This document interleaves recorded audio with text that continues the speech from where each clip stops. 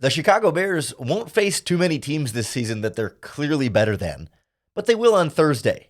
And when they host the Washington Commanders in prime time, the Bears need to show the rest of the NFL that these two teams are on very different paths. You are Locked On Bears, your daily Chicago Bears podcast. Part of the Locked On Podcast Network, your team every day.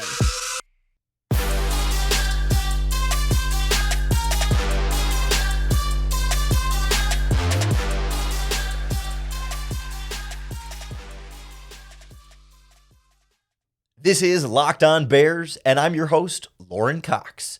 I'm here to bring you your daily, in-depth Chicago Bears news and analysis. You can follow me on Twitter at CoxSports1. You can follow the podcast on Twitter at Locked On Bears. You can like Locked On Bears on Facebook. Join the Locked On Bears Facebook group for even more Bears talk. And make sure you hit that subscribe button on the Locked On Bears YouTube channel and click that little bell to be notified of all our new videos and keep up with all of our video podcasts. Thanks for making the Locked On Bears podcast your first listen today. This podcast is sponsored by BetterHelp. It's not a crisis line. It's not self-help. It's professional therapy done securely online, available to people worldwide. And they have a special offer for Locked On Bears listeners. Get 10% off your first month at BetterHelp.com/lockedon. On the show today, we put together a game plan for how the Chicago Bears can beat the Washington Commanders, what they need to do on Thursday in order to secure a victory in this game. It's a little bit out of order for us. Usually we do that on Friday's podcast for a Sunday game, but because we have a Thursday podcast and Thursday is our crossover Thursday, we kind of have to jump ahead, do a condensed week, move things around a little bit. Tomorrow's podcast, we will hear from Chris Russell from Locked On Commanders, kind of get that local scouting report on the Bears' opponent. But for now, we're going to look at what the Bears need to do in this matchup in order to get that victory. We'll start with the offense, what Justin Fields and the running game need to do, some different things they can try and take advantage of on the Washington defense, then what the Bears defense needs to do to keep Carson Wentz from righting the ship a little bit in Washington, little pitfalls that they might want to watch out for there. And then we'll go through a few of the one-on-one matchups that I think will really decide this game for the Bears, the ones they got to win in order to really feel secure in a victory on Thursday. First and foremost, the game against the Vikings last week was a lot of progress for Justin Fields in this offense, and you want to find ways to build off of that and continue that moving forward. And I think Washington provides a matchup where you can do that against their defense. That, like the Vikings, the Commanders are not a defense that this season so far has blitzed a ton. And I'm sure we'll hear from Chris Russell tomorrow on some of the different things they've done defensively against different teams, and it's probably not going to be, universally the same. So who knows? Maybe they could switch it up and all of a sudden become blitz heavy against the Bears this week.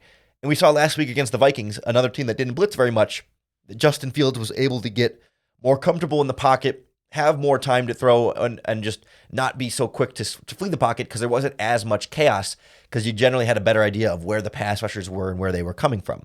And so I don't know that you have to necessarily change up a ton, right, of some of the things that worked last week. It's worth noting the Commanders, like the Vikings, have a fairly decent defensive line. Certainly for Washington, I think that's where the strength of their unit is. Even without Chase Young, they still have Montez Sweat at one of the defensive end spots, and their two tackles, Jonathan Allen and Daron Payne, are both very, very good players on the interior that can cause a lot of problems. And we'll get into some of those matchups a little bit more later on. But you have to be concerned about them as a four-man rush, but not so much as a heavy blitz coming from everywhere. Will Fields be able to feel it out? I think he'll be okay. And so as a result, you look at some things that worked well last week. Do you notice how much the Bears were in shotgun passing in that game? They really didn't have Fields pass all that much from under center, and the Bears only ran play action like a couple of times in that whole game. And I think there's something to be said for that being a good idea for where Justin Fields is right now. Because when you think about play action, we talked about this a little bit a couple weeks ago with Mark Schofield when we went in depth on quarterback development. But when you're under center, whether usually the I formation, right, is where the Bears were doing a lot of it, sometimes single back, Justin Fields to run play action has to turn around and face away from the defense to execute the play fake, then turn around and look at the defense. And that's when his reading starts. Sometimes a full second into the play, depending on, what type of play action and what type of, is he rolling off it? Is it a quick turnaround? Like, there's different lengths of time that play action will take, but that slows the read and the decision making for Justin Fields because it just starts later. And so I think there's been a real advantage to him being in shotgun, where the footwork's not going to be as complicated. Under center, you have to be a little bit more precise in your drop back. In shotgun, you've already sort of created that space so you can flow a little bit more freely. The space of the pocket is already naturally sort of established for you. And so I think that seems to be a comfort position for him in that Vikings game. And without aggressive blitzes coming, I think you can get away with more of that. I think you can go to more of those empty packages that also can simplify the reads when you get that real 5 wide look. Even when it's never 5 wide receivers. The Bears barely have 5 wide receivers. Certainly don't have 5 NFL caliber wide receivers on this team. They have 5 players who play wide receiver, but they don't have 5 NFL caliber wide receivers on this team, and that's a problem, right? So that's why they play running backs and tight ends at receiver. But those kind of spread looks like that can simplify what you're seeing as a quarterback as well, because the defense has to account for so much. Like, because you're so spread out, if they're going to try and play man-to-man coverage, they're going to have people lined up with them. And if they're going to try and play zone, right, they can't leave these big gaps. So it dictates a little bit more of what the coverage is going to be pre-snap. They can still roll their safeties a little bit, but you can get a better sense of what you're going to see post-snap when you spread them out that way. Would also like to see the Bears get back to being able to run the ball a little bit more effectively. But what I'm concerned about that we saw against Minnesota is it became a little bit more predictable, that like it was mostly every time the Bears were under center, it was going to be a handoff, and the defense can start to key in on that over time. And when they're in shotgun, it's more likely to be a passing play. You can't let those splits of shotgun equals pass, under center equals run become too predictable. Not that the Bears were completely predictable in that regard, but you started to see that trend forming, and you got to be careful about how you're mixing up those things. I would also say this. The Bears have called the most screen passes of any team in the NFL this season, or at least the highest percentage of screen passes.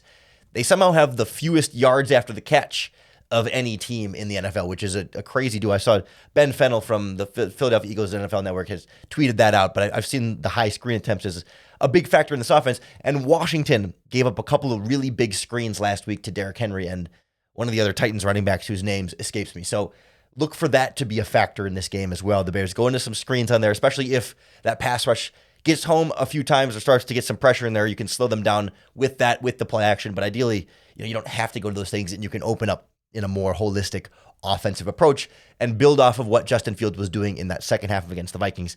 It's a short week, so I don't want to set my expectations too high, but I think it's a favorable matchup to be able to continue some of that stuff, even if it's not 12 of 13 for 135 yards like we saw in the second half against the Minnesota Vikings. Game script, what the scoreboard says, will ultimately, I think, have a pretty big impact on how much Justin Fields and the Bears offense are throwing the ball, how aggressive they might be on offense. And that's going to need your Bears defense to not give up 3 straight touchdown drives in the first half. Should be much easier against Wentz and the Commanders than it was against Cousins and the Vikings, but some very good wide receivers in Washington as well. And we'll go through some of the things we see out of this Washington offense that the Bears need to prepare for defensively next on Locked On Bears. Now, a word from our sponsor, BetterHelp. BetterHelp is here to help you with your mental health. It's not a crisis line.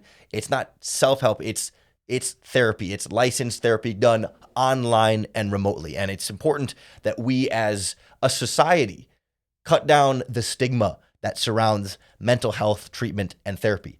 I see a therapist every single week online, virtual platform, just like our friends at BetterHelp.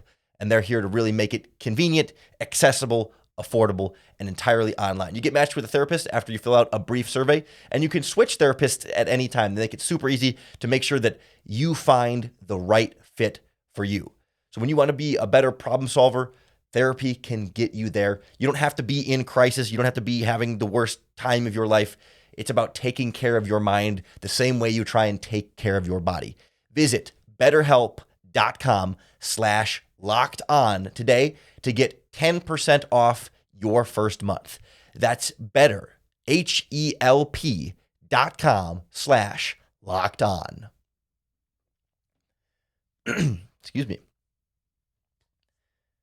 the Bears defense should have a little better or a little easier time against Carson Wentz and this Commanders offense than what we saw against Minnesota last week. The Commanders have some very good wide receivers in Terry McLaurin and Jamar Dotson and Curtis Samuel, but none of them are Justin Jefferson, and certainly Carson Wentz is not even Kirk Cousins at this stage of his career. And so there should be some opportunities here for this Bears defense. One, Cousins has been at times a little reckless and inaccurate with the ball. Now, he wants to load up and take deep shots, so you have to be careful, right? You can't just say, oh, Carson Wentz is bad. He's thrown a lot of interceptions and has turnovers this season. And forget that, yes, he has some real talent and has some really bright flashes in there, right? It's a lot of ups and downs, a lot of roller coaster quarterbacking from Carson Wentz, and he can get you sometimes. Last week against the Titans, they kind of introduced or really opened things up for De'Ami Brown, their third-round pick from last year. He was a rookie last year, so 2 drafts ago. He had a couple of deep bomb, I think they might have been both touchdowns with Carson Wentz in that game where he just locked and loaded and fired downfield when he had some time to get the ball there. Because that's the other side of this, is that Carson Wentz has a propensity, somewhat like Justin Fields, to hold on to the ball too long. I think in some part because he wants to hit some of those plays downfield. And so there are going to be opportunities, I think, A, for this Bears pass rush to have more time to get after the quarterback, but B, to get onto Carson Wentz and potentially force turnovers. He has fumbled, I think I saw 6 times through the first 5 games of the season. Essentially in every game, someone's been able to get that ball out. He's recovered most of them. They haven't resulted in a ton of actual turnovers, but this Bears team is going to be champing at the bit to try and get a turnover or 2 out of Carson Wentz. And you have to sort of balance that with understanding that there's going to be deep shots, largely to Terry McLaurin downfield, although De'Ami Brown was emerging as an option in that area to keep an eye on here. But there's a fairly decent distinction that their other receiver, Curtis Samuel, is very much the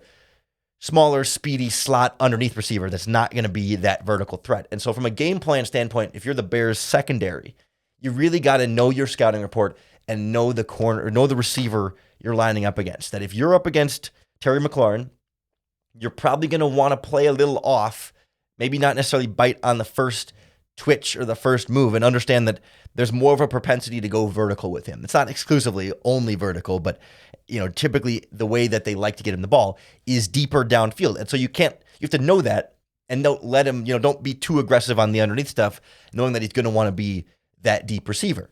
Whereas with Curtis Samuel, he's probably not going to be the guy going deep all that often. And so, yes, he's explosive and quick, so you can't just bite on his first move, because then he's going to make a second move and run away from you still underneath. But you have to know that you don't need to give him a ton of vertical space. You just can't give him the horizontal space, which is much easier said than done. And we'll see kind of how that plays out well matchup-wise. But I just think it helps when you go into a matchup that, hey, these receivers tend to have specialties, we'll call them, that you can then use as your basis when we're going for, as opposed to Justin Jefferson last week, where Justin Jefferson does it all and he wins all over the field in every kind of route. And Terry McLaurin is really, really good and is, has the skill set, I think, to win all over the field. But I think it's been a more concerted effort to get him going more downfield. And if you know that in the back of your head, you play the different receivers differently in the matchups with you as a cornerback. Now, the other thing, Washington has not run the ball particularly well this season. The Bears have not stopped the run particularly well this season, and you really can't allow that to open up their offense for them, right? You don't necessarily have to put all your emphasis on stopping the run, because Wentz is going to want to get those shots off and stuff, but don't make it easy on Carson to get the running game going, right? Put that onus on Wentz, make him push it a little bit, make him try and be the hero, make him do too much, make him press, and that's where you get those turnovers and the opportunities to really take advantage of his mistakes offensively. I'll also say the Commanders' offensive line is not great. They also have some injuries up there. I think their right tackle hasn't been practicing this week, and he might not be able to go. So they've been rotating a lot of guys on that front. So there should be opportunities for the likes of Travis Gibson and Justin Jones and all those guys to get pressure. Because I just saw, the Bears have the lowest pressure percentage of any defense in the NFL this season, and among the lowest blitz percentages as well. And so they need to be able to step that up. And this is a game where the defense can get the pass rush going a little bit more, can get some turnovers. And all of that, I think, is part of this wider idea of really establishing yourself as clearly the better team in this matchup. This is the game for the Bears defense to bounce back a little bit, because it's been a few weeks of gave up too many points to Minnesota. And it looked way too easy, especially in the first half, for the New York Giants. And even the Houston Texans, with that offense that really doesn't scare you all that much, they still put up 20 in that game and made it close. And of course, the Packers game before that, 27. We know this Bears defense is not nearly as talented as they have been in years past, but they should be able to reestablish some things against the Commanders. And I don't want to make this sound like, they should shut out the Commanders and not allow any points. I still think this will be a close game when it's all said and done, but I want the Bears to look like the better team, right? I imagine the Bears are not going to be a team that's ever going to go up 3 or 4 touchdowns on an opponent in a game. That's just not the style of football that they're in right now. I think if the Bears can get a lead and stuff, I think they're going to really, run the ball and control the clock and have this lower scoring, tight back and forth game. But you can still be the physically imposing team and look like clearly the better team, even if you're not up by 17 or whatever it might be. And especially, winning in the line of scrimmage defensively, making Carson Wentz's day miserable, shutting down their running game, and hopefully on the other side, being able to run the ball yourself and giving Justin Fields time to throw. Win physically in the trenches against a team that doesn't seem like they're it doesn't seem like they're as good as you, or as well coached as you, or as tough, or as physical, or as resilient as you, especially on a 4-day turnaround for Thursday Night Football, right? The Bears talk all the time about how much mental toughness they have in addition to physical toughness to be a second half team in these games and keep pushing. And we'll see if that translates to also being not necessarily sharper to start Thursday Night Football, because we've seen the Bears not be sharp to start games, but really wear them down more so because of it's a quick turnaround. And are the Bears built more for a quick turnaround game than Washington because of this resilience and toughness that they talk about having built up this season? Still going to take your guys executing. That's the word of the season right now from Matt Eberflus and Luke Getsy and Alan Williams is execution. They got to execute better. You still have to execute. You still have to win your one-on-one matchups. And there's a few of these where, the Washington strength is going to go up against a spot where the Bears might need a little bit more. And certainly the Bears can take advantage of a few of the Commanders' weaknesses here. We'll go through a couple one-on-ones on each side of the ball that I think will really decide this matchup next on Locked On Bears.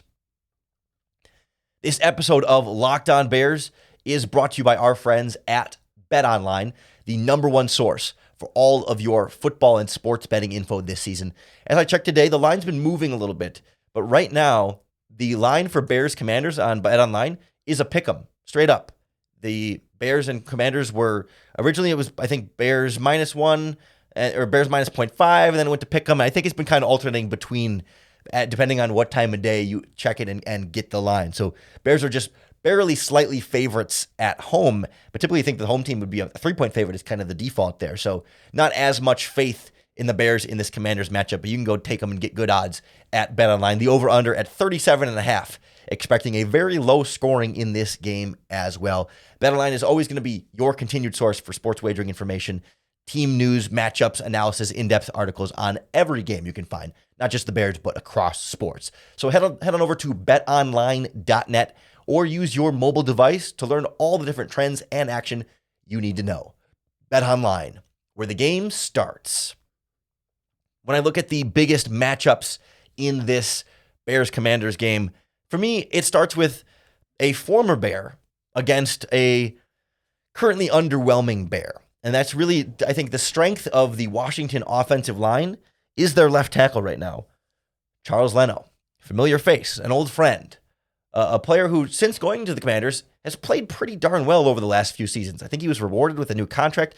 He's certainly not Pro Bowl caliber, top 10 left tackle in the NFL, but it's just been, fairly solid and consistent for them in a way that, the Bears haven't had at left tackle this season. And, a 40-year-old Jason Peters sort of had it a little bit last season, but certainly hasn't had, so it's sort of the reliability of, what you're getting week in, week out from Charles Leno. And Robert Quinn has had a very slow start to this season without Khalil Mack on the other side. And so it's going to be against their best offensive tackle. Can you go out and be that difference maker there?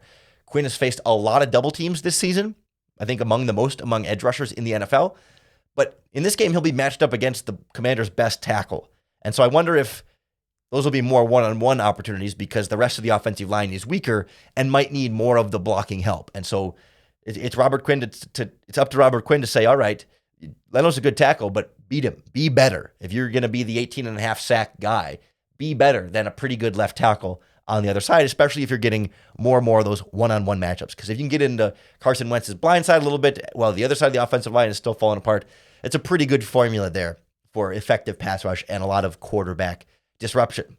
I am a little bit curious how we see Kyler Gordon continue to progress through his rookie season, right? Because last week against the Vikings, it was the undrafted rookie Jalen Jones that was the target of Justin Jefferson so often. And they went after Kyler Gordon a little bit more as the game went on, but you didn't have those like obviously embarrassingly bad coverage plays from Gordon, and he made some nice plays, some open field tackles, some plays in the running game as well. And so him versus Curtis Samuel will be interesting to me because, again, we talked about it. Curtis Samuel is not the vertical type slot receiver, but he is the shifty, quick underneath guy in and out of his breaks very quickly. And it's felt like Kyler Gordon has been a little bit slow at times in some of those types of matchups this season. And so I want to see him read and react more quickly, feel the route developing, and really attack it and be on top of it against a shifty player in Samuel who can really do some damage. And on top of that, don't let him then beat you after the catch as well, right? If he's going to beat you before the catch, wrap up and make the tackle. Don't let him make those plays after the catch. Don't compound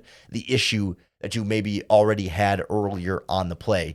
Be keeping a close tabs on Kyler Gordon, with Jalen Johnson at this point projected to return to the lineup for this game. On the other side of the ball, the Commanders' secondary, not great.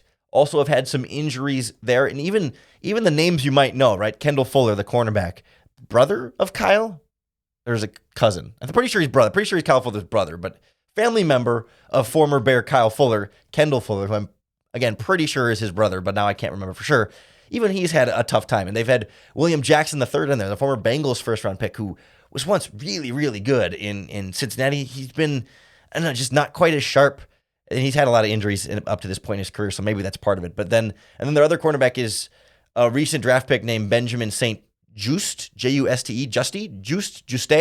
He was the Minnesota kid. I never learned how to pronounce that last name. I don't know if it's French or Italian, but regardless, there's not been a strong secondary, and I think there's opportunities there for Darnell Mooney, even against the likes of Kendall Fuller. I think he's given up, their most catches, their most yards, some of their highest completion percentage and stuff. Like across the board, there's been some vulnerability there that, given how Mooney has the last couple of games has seemed to settle in more with spectacular catch here and big deep bombs there. I want Fields to take a few shots against this team, if not more than a few shots, and open some things up down the field offensively with those deep shots to then create space underneath as well when you come back to those plays later on. So looking for more from Mooney in what should be a pretty favorable matchup here, mostly because I'm not going to expect a lot from the other wide receivers on the depth chart at this point, because the likes of Pettis and Smith-Marset have been disappointing, and EQ has made some plays here and there, but hasn't shown that ability to take over and be a big-time difference maker. Maybe more Velus Jones at some point here, but till we see it, I'm not gonna put big expectations there. A little more concerned with this Bears offensive line. Lucas Patrick at left guard versus Jonathan Allen on the defensive line for the Commanders. He plays almost exclusively that right defensive tackle spot, which lines up over the left guard, so that's going to be most often the type of one-on-one matchup you're going to see there, and Jonathan Allen is really good. He was a top 10 pick out of Alabama. I loved him coming out of the draft, and there have been certainly some ups and downs in his career, but we know that he is a big, strong difference maker up front. He's not he hasn't had huge sack totals, but he's been getting fairly consistent pressure.